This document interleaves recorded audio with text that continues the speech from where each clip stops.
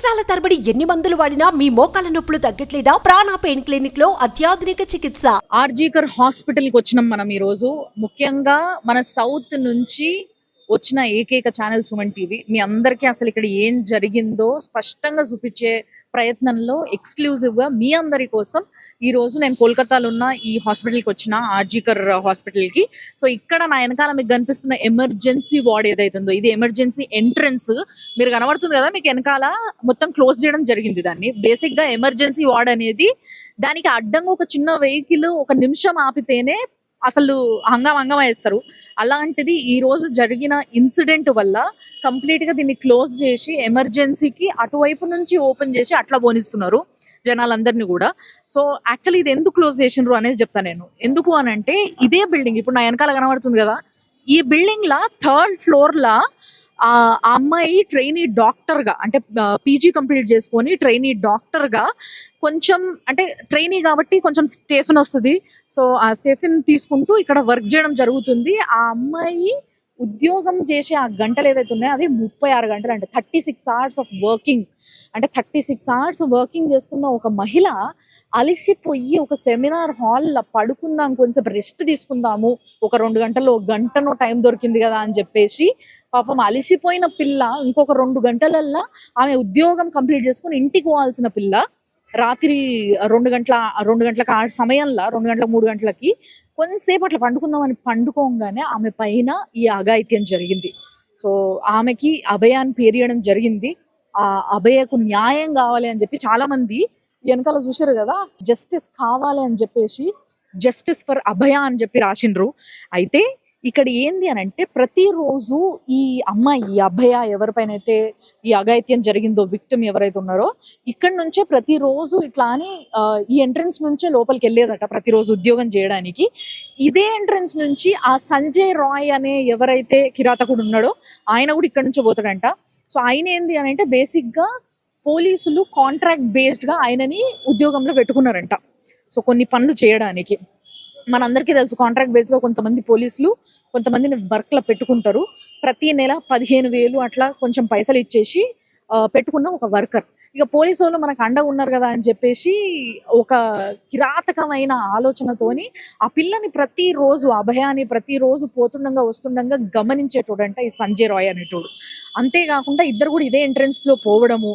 And ఇంకోటి ఏంటంటే సంజయ్ రాయ్కి ఈ హాస్పిటల్లో ప్రతి దగ్గరికి, అంటే అది మార్చురీ రూమ్ అయినా సరే, అది ఆపరేషన్ థియేటర్ అయినా సరే, ఐసీయూ అయినా సరే, ఏ వార్డ్ అయినా సరే, ఎటువంటి పర్మిషన్స్ లేకుండా డైరెక్ట్గా వెళ్ళిపోయే ఒక కలుపుగోలుతనం ఉండేనంట ఆయన దగ్గర. ఎందుకంటే ఆయననే ఒక పోలీస్ లాగా ట్రీట్ చేసేటోళ్ళంట ఇక్కడ వాళ్ళందరూ కూడా. అంతేకాకుండా కరెక్ట్గా ఈ ఘటన జరగడానికి అంటే 20 రోజుల కింద జరిగింది ఇది. సో 20 రోజులకి కరెక్ట్ గా ఇంకో 2 వారాల క్రితము ఇక్కడ ఎవరైతే లేడీస్ వర్క్ చేస్తున్నారో, అంటే నర్సులు కావచ్చు, ఎవరైతే స్టాఫ్ ఇక్కడ వర్క్ చేస్తున్నారు ఈ హాస్పిటల్లో, వాళ్ళని చాలా గలీజ్ గా ట్రీట్ చేసిండంట, అంటే మిస్బిహేవ్ చేసిండంట ఈ సంజయ్ రాయ్ అనేట ఆయన. సో అట్లా మిస్బిహేవ్ చేసినందుకు గనక వాళ్ళు పోయి ప్రిన్సిపల్ కి ఆల్రెడీ ఒక కంప్లైంట్ ఇవ్వడం కూడా జరిగిందంట. ఇట్లా మా పైన ఇట్లా చేసిండు, ఇట్లా మాతో మిస్బిహేవ్ చేసిండు ఈ సంజయ్ రాయ్ అనే వ్యక్తి అని చెప్పేసి ఆయన పైన కంప్లైంట్ ఇచ్చినప్పటికీ ఆయన పైన ఎటువంటి యాక్షన్ తీసుకోకపోవడం వల్ల ఇంకా విజృంభించిండు. అంటే మనని ఎవ్వరు ఏం చెయ్యలేరు, మనని ఎవ్వరు ఏం అడగరు, ఏం అనరు అన్న ఒక ధీమా ఎక్కువ అయిపోయి దానితోని ఆ క్రూరత్వంతోని ఆ మనిషి ఈ విధంగా ఈ రోజు బిహేవ్ చేసి ఒక డాక్టర్, అంటే రేపటి రోజు సమాజానికి ఎంతమంది ప్రాణాలు కాపాడేదో ఆ పిల్ల, 31 ఏళ్ల పిల్ల, ట్రైనీ, చాలా అందంగా ఉంటదంట అమ్మాయి కూడా.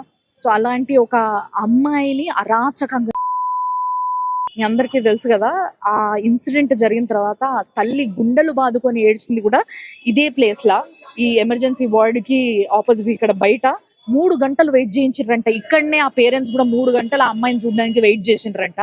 అయితే ఇక్కడ ఎవరైతే సిబ్బంది ఉన్నారో, ఇక్కడ ఇందులో పనిచేసేటోళ్ళు ఎవరైతే ఉన్నారో, హెడ్లు కావచ్చు, లేకపోతే మేనేజర్లు కావచ్చు, సూపరింటెండెంట్లు కావచ్చు, వీళ్ళందరూ కూడా అసలు ఏమైందో తెలియదు కానీ ఈ ఇన్సిడెంట్ ని కప్పిపూడ్చడానికి చూస్తున్నారు అని చెప్పి ఇక్కడ ఇంతకు ముందు చదివైన ఎక్స్ స్టూడెంట్స్ కానీ ఇక్కడ పనిచేస్తున్న వాళ్ళందరూ కానీ చెప్తున్న విషయం ఇదే.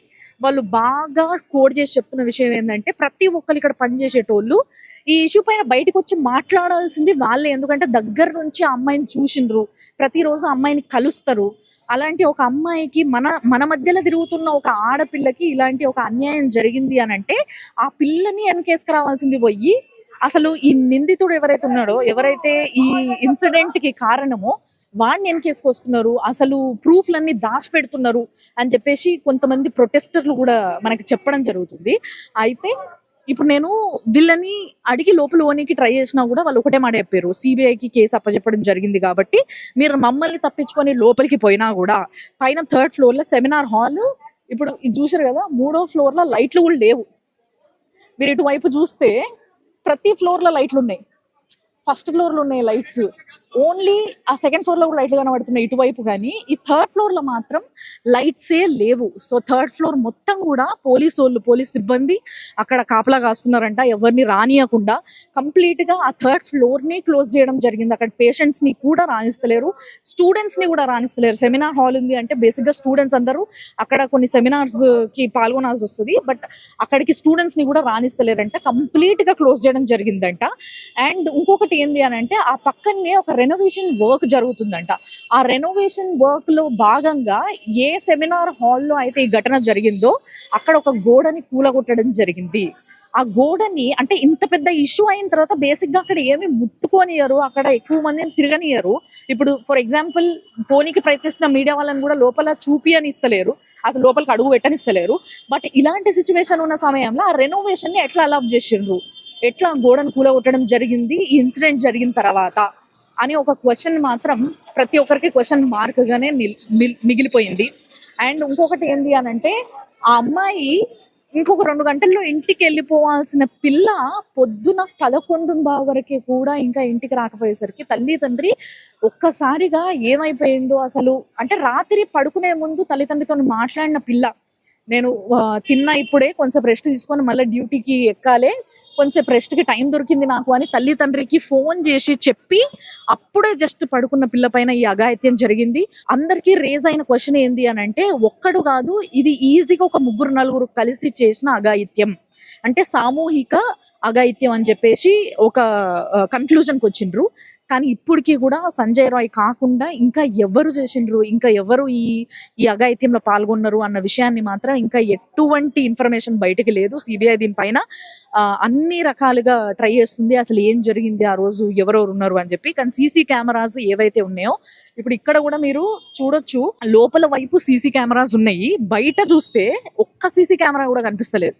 సో ఎక్కడి నుంచి అయితే లోపలికి పోవాలనో బేసిక్ గా ఆ గేట్ నే ధ్వంసం చేయడం జరిగింది. అంటే పేరెంట్స్ ని కూడా అసలు డెడ్ బాడీని చూడనీయకుండా, అంటే ఫస్ట్ ఇక్కడ నుంచి ఫోన్ చేసేసి మీ అమ్మాయికి హెల్త్ బాగాలేదు అని చెప్పిన ఒక 15-20 నిమిషాలకే మళ్ళా ఫోన్ చేసి తల్లిదండ్రులకి మీ అమ్మాయి అటెంప్ట్ చేసుకుంది అని చెప్పేసి, అంటే ఆత్మహత్యాయత్నం చేసుకుంది అని చెప్పేసి కంప్లైంట్ చేయడం జరిగింది పేరెంట్స్ కి. అసలు అది ఏందో అర్థం కాని తల్లిదండ్రులు ఒక్కసారిగా షాక్ లో ఉరుకొచ్చినాక ఇక్కడ ఆగిపోయి, అంటే ఇక్కడ వాళ్ళని తల్లిదండ్రులను కూడా ఇక్కడ ఆపేసి ఒక పిల్ల పాపం ఇక్కడ చదువుకొని ఒక మంచి డాక్టర్ అయిన తర్వాత ఆ పిల్ల బాడీ చూసే అధికారము హక్కు వాళ్ళకు కూడా లేదా? ఒక్కసారి కాలేజ్ లోపలికి వస్తే కాలేజ్లు ఈ విధంగా పనిచేస్తున్నాయా మన దగ్గర? అసలు ఆ సమయంలో ఎప్పుడైతే పేరెంట్స్ వెయిట్ చేస్తున్నారో ఇక్కడ, అప్పుడు చాలా మంది బలవంతంగా లోపల పోవడానికి ట్రై చేసిండ్రు. అట్లా ట్రై చేసినప్పుడే ఈ ఏవైతే గేట్స్ ఉన్నాయో ఈ గేట్స్ అన్నిటిని కూడా ధ్వంసం చేసిండ్రు, మొత్తం ఇరగొట్టేసిండ్రు.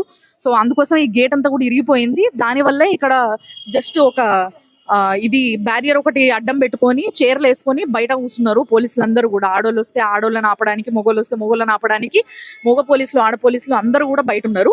సో అది పరిస్థితి ఈడ.